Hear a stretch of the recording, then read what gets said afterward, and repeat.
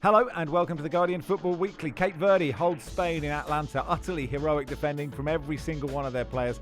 An unflappable, flawless performance from 40-year-old Vazinho in goal, who wept at full time. He commanded his box and stopped everything that Spain threw at him, which ultimately wasn't that much. And they had the chance to win it in injury time. Just imagine. Also in that group, Saudi Arabia cling on to a point against Uruguay. Meanwhile, in Group I, New Zealand 2, Iran 2. Two great goals by Elijah Wood for the Kiwis, but they couldn't hold on. Iran's equaliser, a brilliant header. Their fans booed the anthem, but supported the team. Belgium needed Romelu Lukaku to help them to a point against Egypt, an own goal that deserved to be his. Egypt with a better side. If either side deserved to win, it was them. We'll find out how hard it is covering the game from the UK, answer your questions, and that's today's Guardian Football Weekly. Hi Pod fans, Max here, Barry's here too. Hello. Football Weekly is supported by O2, the only major network that lets everyone roam freely in the EU up to 25 gigabytes. Here's a question for you, Barry. Thinking about covering big games away from home, what is the most amazing place you've ever watched a game on a screen? A chateau in Bordeaux, France. Oh, hello. Max. 2012. It's a bit of a celeb-studded wedding because he works in the business they call show. Someone had set up a screen nearby in an adjacent courtyard so that we could all watch Italy beat England on penalties. Oh, the Pirlo penalty. A great evening for me. I imagine the bride probably wasn't as impressed to see all her guests disappear. I'm going to take you to my gap year, of course. In Magnetic Island off the east coast of Australia, 1998. Colombia 0, England 2, Anderton and Beckham. I don't remember huge amounts about it, but it was a beautiful night. There is a bit of football going on this summer with two home nations teams taking to the pitch. I'm thinking there are probably going to be loads of our listeners on their holidays wanting to watch matches while sunning themselves in the EU. This summer, O2, the only major network that lets everyone roam freely up to 25 gigabytes, is helping fans find the beautiful game in beautiful places, whether that's finding a unique bar or terrace to watch with the family or giving your friends a call to discuss last night's results. 25 gigabyte limit where allowance is 25 gigabytes or more. Bolt on required if exceeded. Terms apply. See o2.co.uk/roam fair use. On the panel today in the studio with me in LA, Barry Glendenning, welcome. Hello, Max. In Dallas ahead of the England game, Barney Ronay, welcome Barney. Hi there, everyone. And in Birmingham, not Birmingham, Alabama, but Birmingham, England, Dan Bardell's been awake all night. Hey, Dan. Hello. I mean, Birmingham's not the most glamorous of places at the best of times, let alone when you're all where you are. Yeah. Well, we'll find out what it's like watching four games through the night. But let's begin with Group H and Spain 0, Cape Verde 0. Sid Lowe was there, and I caught up with him earlier and asked him how he found it. Isn't football great? Yeah. And my favourite statistic of the game, which unfortunately I'm so stupid because when you're in the process of writing the match report, you lose track of things, is that Cape Verde did that incredible defensive performance against Spain and committed one foul. That's extraordinary, actually. And the scenes afterwards, I mean, were exactly sort of what you dream of at a World Cup, right, for that goalkeeper. The noise as well at the full-time whistle was incredible. I'll be honest, obviously when you're working, you've got earpieces in a lot of the time because you're trying to catch up with what's been said on the radio or details that you might need and stuff. But then, just before the end, you take it out and you get the sense of the noise, and the noise at the full-time whistle was fantastic. And the goalkeeper crying and saying that, his grandparents had passed away and couldn't be there, that his mother couldn't be there because they couldn't sort out the visa in time. And just a real sense of history made. The other nice moment, Max, obviously, unfortunately, this probably wasn't seen, but I'm sure that someone somewhere will have taken a video, even though they're not entirely supposed to, was the Cape Verde players coming conga lining out of the mix zone at the end of the game. Didn't actually get the Shazam on in time, so I can't claim to be able to tell you what the track was they were listening to, but they were enjoying it. Yeah, and they defended. I mean, in the end, because the keeper was brilliant, but he didn't actually have that many unsavable, there weren't any extraordinary saves. He was sort of unflappable in his box, but it wasn't like Spain really did that. No, I agree with you. I thought there was a little period, wasn't there, just after at the end of the first quarter, just going into the second quarter. There was a period when Cucurella was getting behind them and he put a couple of crosses in, and it's his ball that leads to the one that hits the bar, if I remember rightly. I think it's his ball that leads to Ferran having the really good chance, which possibly he should have scored from. And I agree with you. The goalkeeper made, I think, two very good saves and lots of pretty solid and dependable saves. Spain had that little flurry between after the water break and until half time, and then maybe a little bit of a flurry at the very start of the second half. But after that, I would agree with you. I didn't think they made a huge amount happen. I felt they were a little bit blunt. I felt that Cape Verde defended brilliantly, really, really well. Probably deserved it. Now, look, obviously, you can look at the stats, you can look at the XG, you can look at the number of the shots and all those kind of things. But actually, in those last 4 or 5 minutes, the best chances were theirs. It's the centre-back, that moment when he's rising in the area, and you think, here we go, this is it. And it wasn't to be, but it was pretty brilliant anyway. I'm trying to imagine what the reaction in England would be to drawing 0 with Cape Verde, and it would be utter panic, like panic. Will it be the same in Spain? Look, I don't think it would be panic. I think it would be some concern with some of the things that happened. Luis de la Fuente and this team has enough credit in the bank that I don't think there will be an attack on him. I think there will be a recognition that this team with Nico Williams and Lamine Yamal fully fit is slightly different.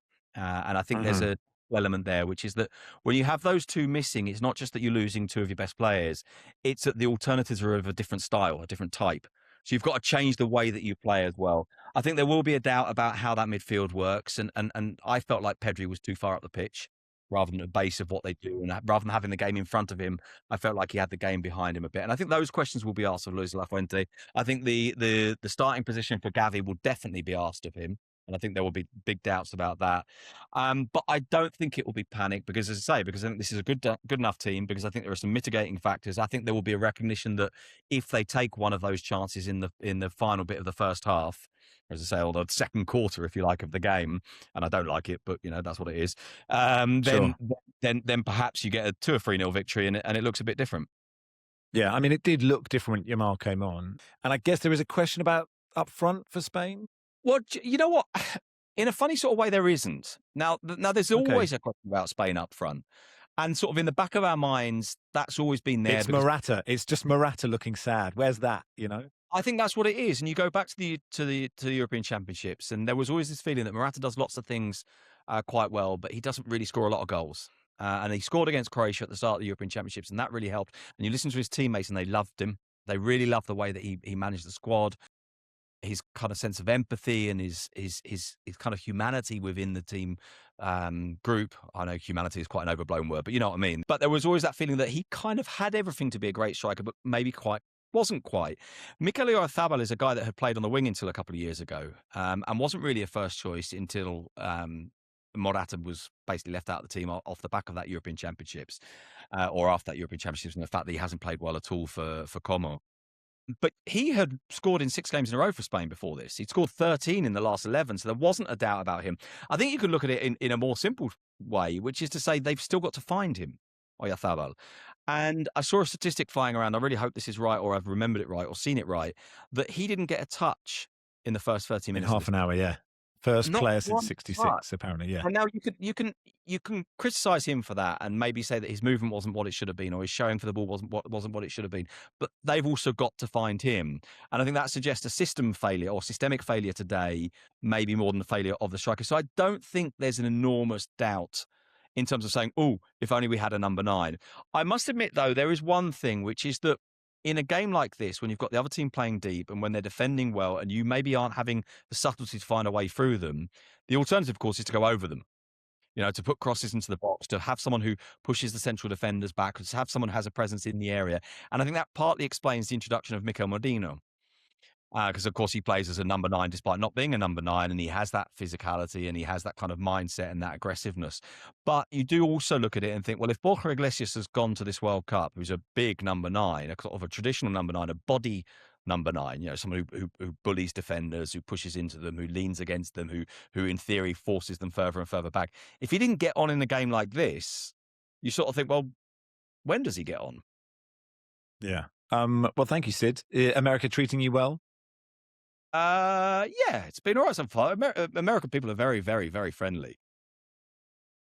No, I totally agree. Well, look, have a lovely day. We'll catch up with you soon, no doubt. Cheers, pal. Nice one. Thank you. Sid in Atlanta there. And he's right. Like you said at the top, Barry, football is great. And that was great. Yeah, I said yesterday that I hoped Cape Verde didn't get humiliated in this game. And it was Spain who ended up embarrassed, hugely embarrassed, hideously embarrassed. by a result I just didn't see coming at all. I thought Cape Verde would do well to hold them to 5-0, maybe. And I think I was in tears 3 times today before 2 p.m. The first was when I saw footage of the Scotland supporters led by bagpipers and drummers converging en masse on Fenway Park last night. That really got the hackles raised and the tears, the eyes moist. And then at the end of this game, I was genuinely emotional on the back of what Cape Verde achieved in pulling off what I think is arguably the greatest World Cup upset of all time. And then a third time, that was a chopping chili related incident. But 3 times by 2 o'clock this afternoon, I had cried, and I don't cry very often. No. So this was just sensational.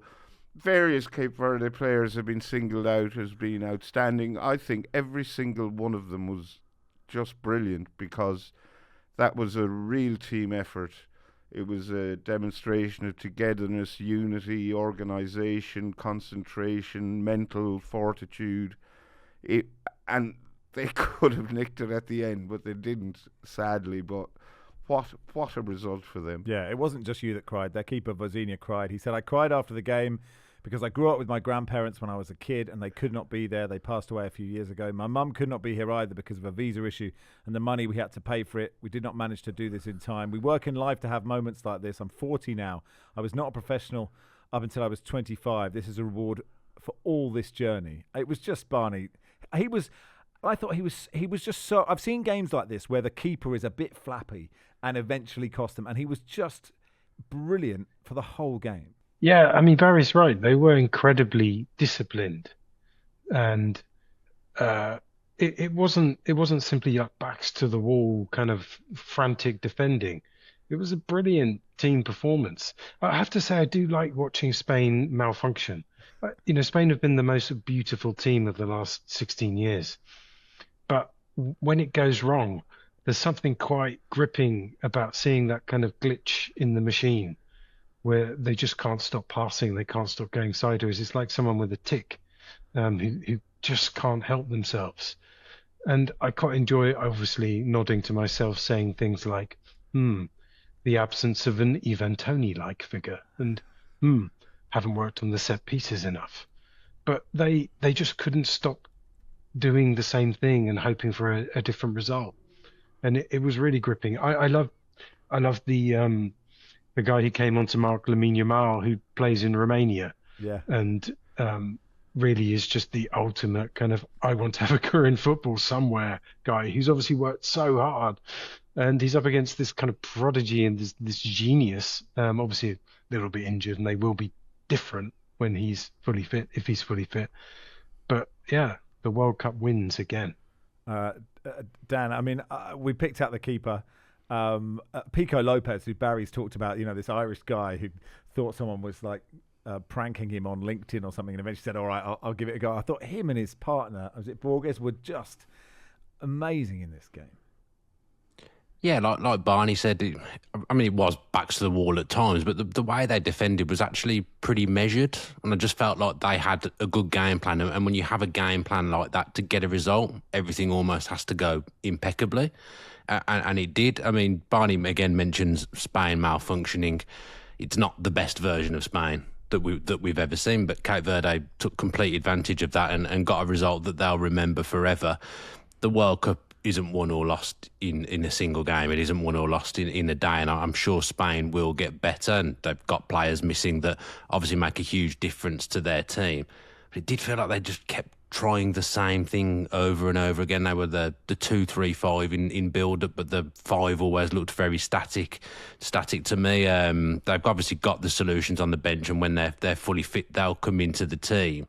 But I just thought Spain's selection didn't really suit the game either, and actually played into Cape Verde's hands a little bit, because Llorente at right back, he played the game like a traditional right back. So if they were going to do that, I would have thought Pedro Porro swinging some crosses into the box, who's got a good delivery, would have been more beneficial than some of the players they had out there. But Spain were poor, but you can't take anything away from Cape Verde. I know that's cliche, but they were absolutely sensational. And in my time, I can't remember a bigger upset in a World Cup. I suppose that's the definition of an upset. It feels to me like you have to win for it to be an upset. And maybe I'm completely wrong, because it's still an unbelievable result. I don't think you have to win. I mean, if they had won, and they had that chance right at the end when Diné Borges headed straight at Una Simon, if that had gone in, the planet would have shook on its axis, I think. I like to think I played my part in this by tipping Mikel Oyarzabal for the Golden Boot, and he, needless to say, became the first player in, I think, recorded World Since Cup history 1966, yeah. not to touch the ball in the opening 31 minutes of the game, and then missed two quite presentable chances. I mean, it's not really his fault he didn't touch the ball, because his teammates couldn't get the ball to him. But if he'd had his head aligned a bit better, he might have scored one or a header. He had a couple of decent chances.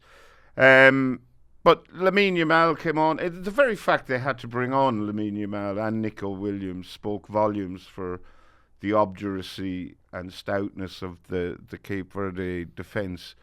And what must they have felt like when they saw the numbers going up, the two lads on the touchline? Well, I think it was around the 70-minute mark, because defending like that is so mentally draining and physically exhausting as well. But Lamine Yamal came on, he flickered a bit, threatened with a couple of early moves, and then he sort of seemed to realise, it's not our day today. We can't get through this wall of resistance. Yeah, apparently someone put $1 million on Spain winning this match, which had won £85,000 or $85,000 back. So it doesn't really feel... I mean, that is silly, isn't it? Yes, Barney? Can I just put in a word for the Fox coverage of this game? I watched it on Fox here in Dallas. And I think it was the perfect example of the issues football sometimes has in this country, because here you've got a 0-0 draw, which we're talking about in joyous terms as one of the greatest results in World Cup history. And to a US sports fan, that's baffling. Like, what? It's 0-0 after 90 minutes. But this is an incredible, joyful, everybody's just buzzing from it. There are so many ways of describing it. There's so much detail. And to be fair, you could feel the Fox commentators and pundits trying so hard to communicate this. They obviously understood this, even though they're American. They understood this, and trying so hard to communicate to their viewers that what they're watching is incredible. Don't turn off. No one's scoring. Please don't turn off. It's amazing. At one point, the commentator called Lamine Yamal a super duper star, like just to make the point that he's a real star and this guy's having to mark him. But you get what he's trying to say. He's really trying to explain that this is important to someone. It's like really, really trying to explain to a classroom of 11-year-olds why they need to read every single volume of Proust, because it's really interesting. And they did it. They did a good job. And hopefully the kind of romance of the stories, the players, the backstories kind of communicates itself, because this is the kind of game that makes people fall in love with football. Yeah. Just one more stat. It's Colin Miller writing about the keeper. Vozinha, he was born during the 1986 World Cup, and his dad submitted 2 options for his son's name, inspired by that tournament. The first was Jorge Valdano, rejected by the island's registry, and Josimar, honouring Josimar, of course. And he made 7 saves, and the only keeper over 40 to have made more World Cup saves since '66 is Pat Jennings versus Brazil in '86, when Josimar scored that absolute banger. So it's quite nice that went full circle. The other game in this group, Saudi Arabia won, Uruguay won. Dan, I don't know what time of night was this one for you. I'm just trying to work out where had we got. This was late evening for you, was it? This was I can't even remember myself. I think it was what 11 time p.m. Dan. Was it 11? I nearly said it was 1 a.m. then. It definitely wasn't 1 a.m. because I definitely got a little bit more sleep than that. Yeah, it's tough to try and cover. Barney asked me what the mood was like in this country. Some of the kickoff times do make it difficult when you're working in football and you then have stuff to do in the day as well. When I saw the link to Riverside for us to come on and do this podcast, and it was all it's an 8:15 p.m. kickoff for all you guys, I was thinking surely it's not 4:15. Surely producer Joel has made a mistake here. Cards on the table. I made that game, but did not make the final game of the run before this podcast. It just wouldn't have been possible. So on that, I mean, I felt that Uruguay equaliser was perhaps the most deserved equaliser I've seen in a while, because they had been Saudi Arabia were good in the first half, but then Uruguay just kept battering the door down in the second. Yeah, sometimes you wonder if the goal is going to come, and for Spain, you felt that like it would, and it didn't. This Uruguay one, it was always going to come. They were all over them. Bielsa made some changes, didn't he, for the second half? And Uruguay weren't terrible in the first half either, but they really went at them. And the keeper had a good day. He'll probably be a little bit disappointed with the goal. Obviously, both goals in that game were rebounds. But Uruguay just full of energy, and it's not a terrible result in the first game of a group, especially in this iteration of the World Cup. And for the second World Cup running, I'd say Saudi Arabia have come out with a more than creditable result in the first game. Yeah, it looked like the keeper had a groin strain, so every time he made a brilliant save, he'd then just be wincing in pain and couldn't get out. What did you make of this one, Barney? Well, I watched this game with Lars Siverston in a bar. Yeah. While eating a really, really massive burger. And while Lars told me a story about Thomas Myhre doing his Everton medical in the nude, being forced to remove his pants in a room with a really old man at the top of a terraced house. And just being made to do the splits and he was like, no, take everything off, because there's an example of how primitive English football. So my mind was kind of reeling with burger, Lars, naked Thomas Myhre, take your pants off, while I was watching this. So that's kind of similarly all I really took from it. I'm always impressed by the athleticism and energy of Saudi Arabia. I remember the last World Cup; they were kind of terrifying, and there are a lot of strong teams out there, and it's one of the reasons this has actually been, for all the things around it, that distractingly good round of games. Like, the World Cup is good. I know England are coming. It's going to happen. There will be pain, ball, anxiety, terrible feelings of self-loathing and all the rest of it, and that drum beating really slowly. But the games have been really quite perky so far. Baz? Yeah, I mean, in this game, I thought Uruguay were really poor in the first half, and I thought Saudi Arabia were really poor in the second. And I think what made the difference was at half-time, Fede Valverde was moved from the right wing, where they were struggling to get the ball to him, into the centre of midfield, which is where Fede Valverde should be playing, instead of Manuel Ugarte, and that made a huge difference. And I think the half in which Uruguay played well, they played a lot better in that half than Saudi Arabia played in the half they played. So I think Uruguay deserved to win. They didn't. Their goalkeeper, Alaway, I think, had to make 9 saves, something like that. But it was all right. It was all right, and that'll do for part 1, which was also all right. Welcome to part 2 of the Guardian Football Weekly. So Iran 2, New Zealand 2. You can have just shut your eyes for 5 minutes, Dan. You're all right there. But this was a really good game, Baz. And, I don't know if New Zealand, I think it's probably a fair result. I'm not sure. The New Zealand goals were brilliant, and the header for the second goal for Iran was great too. Yeah, well, I mean, it was a controversial, quite a political event. New Zealand just happened to be pitched in.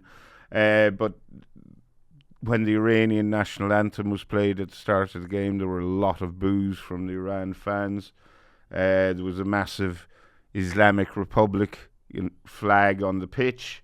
and loads of the more old-fashioned anti-establishment Lion and Sun flags in the stands, even though I think they might have been technically banned, but there was plenty to be seen anyway, these anti-regime flags. So Iran were obviously well up for this. Their fans were supporting the players on the pitch, but very much not in favour of the regime. And Iran went behind to win Elijah. What's his name? Elijah Just. Yes. I think you called him Elijah Wood in the intro. I think I did, yes. Yeah, twice. Well, it's because we would. It's because, I'll tell you why. It's because producer Joel just thought it was a fun gag. It's because he's playing alongside Chris Wood. So we had a long chat during the game about Elijah Wood being up front for New Zealand, if you amalgamate Chris Wood and Elijah Wood. But yes, that was just a mistake, but that's okay. Okay. Yeah. But now you're going to fix it afterwards. Oh, no, I won't fix it. It's all right. You can if you want. I don't have to. No, you can't fix it. You have to be natural, Max. You just let it go. Is Elijah Wood the Hobbit who then became a West Ham hard man? Yeah, exactly. A bit like Julian Dix also had the same trajectory. But anyway, yes. Carry on with Elijah Just. He's, no one has ever scored 2 goals for New Zealand at a World Cup, I think in total, not just in one game. So we should at least give him his correct name for a bit of this. So he plays for Motherwell. He's apparently had a good season. Motherwell have had a good season. He scored 2 goals. New Zealand went ahead, were pulled back, went ahead again, were pulled back again. And I think Iran had the better of it towards the end of the game, if I remember correctly. There was... sorry, I've seen so many games today. They're all just a jumble. It's like Irish weddings. Yeah. You go to an Irish wedding, one of your mates gets married, and so it's, church, country, pub, country house, bar open till 4 a.m. Most of the same people are at the mall, and you just can't remember which one was which. Anyway, so I'm just going to say yes, Elijah Just, 2 goals, 2 good goals for New Zealand. Fair play to what an evening for him. Yeah, and actually, Barney, Warren Barton on commentary said just after the second Elijah Just goal, if that had been Spain or Argentina, we were saying that was right off the top shelf, which is not how I would have described it necessarily, but it was a lovely move. That's the interesting thing about a lot of these teams. There's real sort of quality in them. I just want to, about the booing of the flags and the booing and the flags. It's really important to be. I mean, it's very complicated, but those are expats booing there. Those are Americans. Like they have fled the regime. I sincerely doubt that those are Iranians who have flown to America to boo. I mean, they can't be, because they wouldn't be able to get in, would they? Yeah, they're not allowed into the country. So, I mean, it doesn't devalue the fact that they are doing that. It's very complex. Here you've got people supporting the team who don't support the regime, which has presumably persecuted and caused them to flee, and holding up flags of the previous regime, while also they're Islamic. I mean, it's very complex and sort of reflects the strangeness of that. But that it's not exactly I wouldn't say it was a revolutionary act for Iranian expats to boo the regime that made them flee, if you know what I mean. I know what you mean, which wasn't exactly an answer to Warren Barton talking about the top shelf in a way he didn't necessarily mean. Warren Barton is why is Warren Barton? Warren Barton is everywhere. Why is Warren Barton so important? I mean, he's obviously very, very good. Great pundit. I think there's a few sort of clever ex-pros who've moved to, like Robbie Mustoe. People in the UK probably don't know where's Robbie Mustoe. I haven't heard him at this World Cup, but I know he carved out a Danny career Higginbotham. Here. Danny Higginbotham, who is really good actually. Yeah. And I think Warren Barton and Steve Nichols out here somewhere. Rebecca Lowe is. She's a superstar. And she's very, very good at it, isn't she?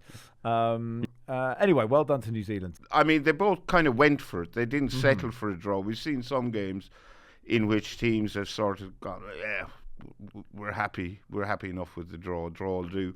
Both these teams wanted to win. They were both going all out to try and win this game, because winning it would have put them in a brilliant position, but one of them will probably go out. Yeah, and actually the Moebi goal, the header, the crossfield pass, the cross, they were all brilliant as well, worth mentioning. Belgium won, Egypt won. Dan, you're back awake. What did you make of this?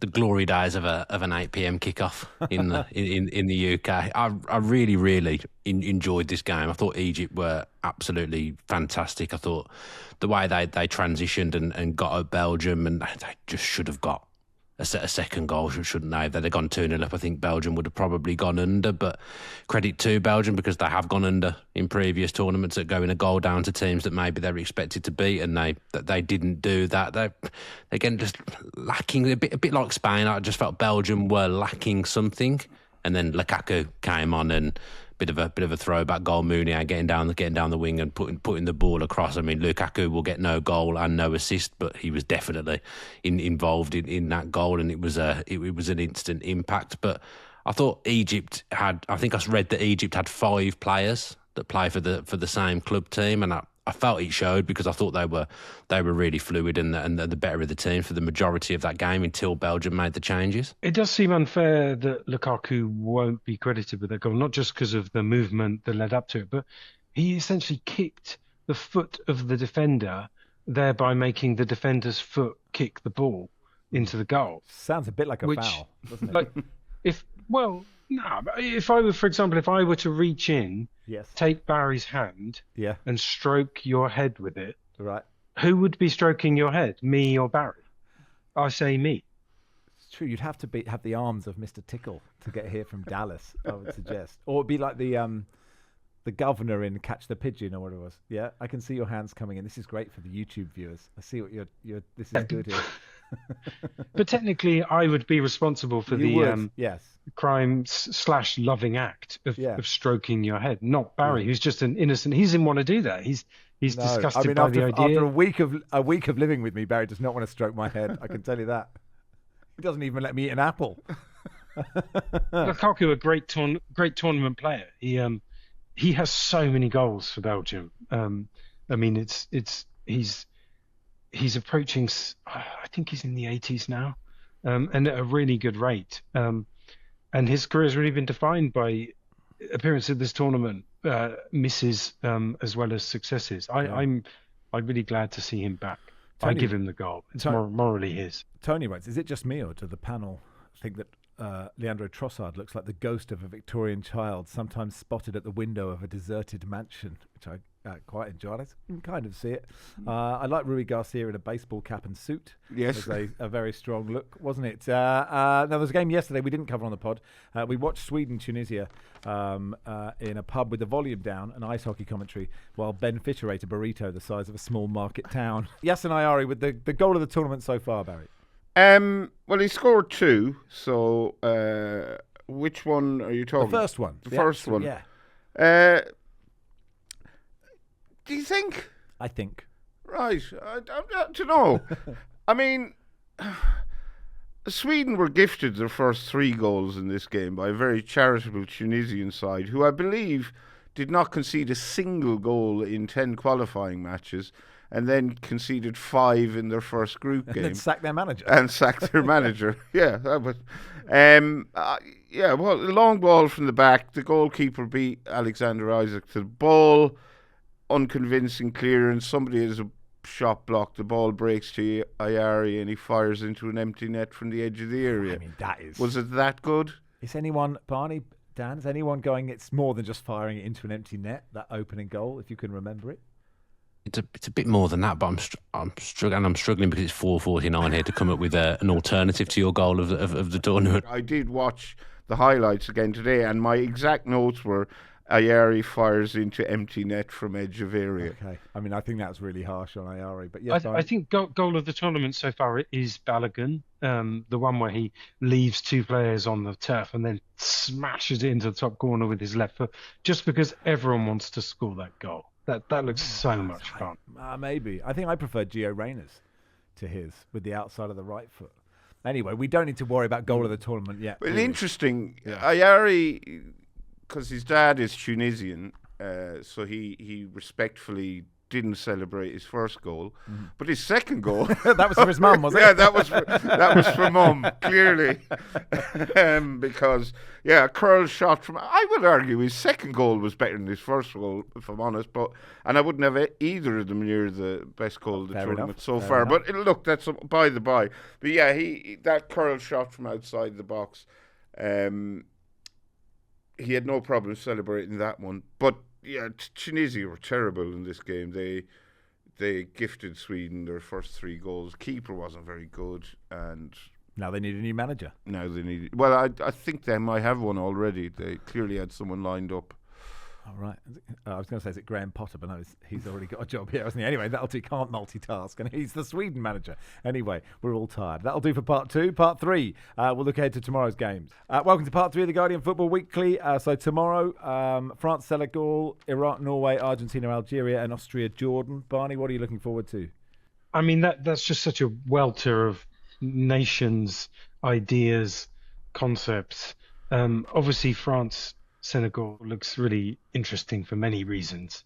I mean, not all of them to do with France. I mean, Senegal are here on a FIFA revenge mission, aren't they? And they'll be powered by the, I guess, injustice of being stripped of the AFCON title, which they refused to be stripped off. And France are really interesting. I mean, there's a theory that France would be much better off dropping Kylian Mbappe and basically playing the PSG front 3 with Michael Olise instead of Kvaratskhelia. But because Mbappe doesn't press, he's always a problem in teams that he's in. They won't do that. But I really like seeing teams who aren't England have this problem of too many celebrity players and trying to fit in people who doesn't just jam them all in there and we'll be fine. It would be interesting to see how that works. You can tell that Deschamps would really like to just have his front 3 pressing like mad. But they have so much talent. They have a good, solid midfield. Spain didn't look very good, so someone's going to have to stop France, and I'm not really sure who that is. Norway, a lot of people's dark horses, Dan. Erling Haaland's first ever World Cup game. Johnny Liu said he'd get the Golden Boot just because they're playing Iraq. How many do you see him racking up tomorrow, or could it be another 0-0? That's the thing. The Cape Verde game has put the jitters on that kind of prediction now. I would say. I mean, a lot of pundits have called Haaland for the Golden Boot as well, and the main reason will be because of this game. But Cape Verde showed yesterday that you just never know what can happen, and I expect Norway to win, but I think it's a bit of a stretch to say that they're dark horses. I don't see Norway coming anywhere near winning the tournament. 38-year-old Lionel Messi, his final major tournament. Definitely his final World Cup, unless, of course, we're sat in 4 years' time. We're in a bar in Madrid saying 42-year-old Lionel Messi. I wouldn't rule it out. Mm-hmm. I mean, there's a couple of 40-year-old outfield players at this tournament, aren't there? Edin Dzeko. Luka Modric, is it? It's his 200th appearance tomorrow for Argentina. Is it? And his 27th at the World Cup. Okay. And AOB then. The connection I didn't think we'd make of white power or Malcolm in the Middle, but the video assistant referee Sean Evans, he was at the referees hub in Dallas doing the Germany-Curacao game for that ridiculous turn to camera with his colleagues, and he got his standing arm by his side. He made a little finger with it, sort of circle with his right hand, and a sort of upside down OK sign, and it has 2 distinct meanings. One is connected to an expression of white supremacy. The other is a kids' game made famous in season 2, episode 4 of Malcolm in the Middle. He said the coverage following this incident simply doesn't reflect who I am. I understand how the gesture's been interpreted. I regret this. I want to be very clear and categorically say I did not knowingly or deliberately... Hang on, is this him denying being a Malcolm in the Middle fan? Well, we don't know at this stage. He's saying that it was just just doesn't reflect who I am. Yeah. Well, Malcolm in the Middle is criminally underrated sitcom, so I would never deny being a Malcolm in the Middle fan. He said it was just a sort of twitch. He said, images taken later during the match showed I repeated this movement many times while holding a pen between my fingers. Officiating at a World Cup has been the biggest honour of my career. I look forward to supporting my colleagues for the rest of the tournament. He's available for selection for the rest of the tournament. The refs didn't turn to camera in the coverage today. They just stared at their screens. So we've been denied that incredibly awkward few seconds each game. Been reported that Donald Trump will be allowed to lift the World Cup with the winning team, as he did at the Club World Cup alongside Gianni. That's good news, Barney, isn't it? Yeah, I mean, I guess he's taking his lead in a sense, from the Emir of Qatar, who also joined in the celebrations. Um, I mean, it's just preposterous, isn't it? Why does he want to lift the World Cup? What does it say? It's a big gold shiny thing. I Yeah. imagine point C, big gold shiny thing. I imagine that's why he Yeah, wants to lift it. you're suggesting he's not a particularly humble individual. I suppose that's probably true. Um, yeah, I mean that tells you all you really need to know. I mean, FIFA have made great play of talking about. I mean, of denying that they're overtly associated with a single divisive political movement within the host who they've chosen. This is a repulsive prospect, and I hope it doesn't happen. I'm not a massive Trump fan, but Okay. I'd quite like to lift the World Cup, in fairness. Yeah. Okay. Well, we'll see what we can do, Dan. We'll try our best. We touched on it, but how is it in the UK with all these games on at ridiculous times? Does that affect World Cup fever? And what's the England chat, or can you bear to say Bellingham or Rodgers? Are you just going to wait and see what happens? I think in my world, a lot of people I know are actually at the World Cup. So I don't feel like it's a topic of conversation I've had with many people, but I'm enjoying it. Like Barney said, I think the games have been really good. I think there's been few duds so far in the games I've watched. It's just felt a little bit like a long wait for England, which, the tournament goes on, we might be grateful of a break from England and watching the other teams. But I felt like the World Cup kicked off ages ago, and I haven't seen England play yet. There's lots of games. Obviously, there's some leery kick-off times, but I'm enjoying it so far. I just love watching football. The summers when there's no tournament, I really struggle with life. So just great that there's football on from my perspective. Jonathan writes, "Dear Max and Barry, I'm very much enjoying your LA diaries and the rare peep behind the curtain. My enjoyment is heightened by the hilarious auto subtitles on Instagram, struggling to keep up with Max's estuary English banter." How dare you? That's a very disappointing description of my accent. And Barry's Irish brogue, with it constantly referring to Barry as Mary and Max as Mark. Please keep up the great content. Here's to more of the Mark and Mary show. Yes, a couple of diaries today, although the one of me eating an apple is yet to be published, Barry. Is that because you're unhappy with it, or are you waiting for the time where we're most relevant for it to be posted? I'd completely forgotten about it, is the answer to that question. I'll post it when I go home. Oh, how jolly. All right, well, look, go to Instagram and TikTok for all of that stuff, but that'll do for today. Thanks, everybody. Thank you, Barney. Cheers, everyone. Enjoy the England game. Cheers, Dan. Thanks for staying up all night for us. Thanks, Mark. Thank you, Barry. Thanks. I can actually see dawn is breaking in Dan's window. He's had a baby as well, so there's no going back to bed for him, isn't it? He's straight be handed a baby in 1 thanks, second. Dan. You're a hero. You're a Cheers, hero. Dan. Football Weekly is produced by Rory Simon and Matt Bentley-Viney. Our executive producer is Joel Grove, and we'll be back tomorrow.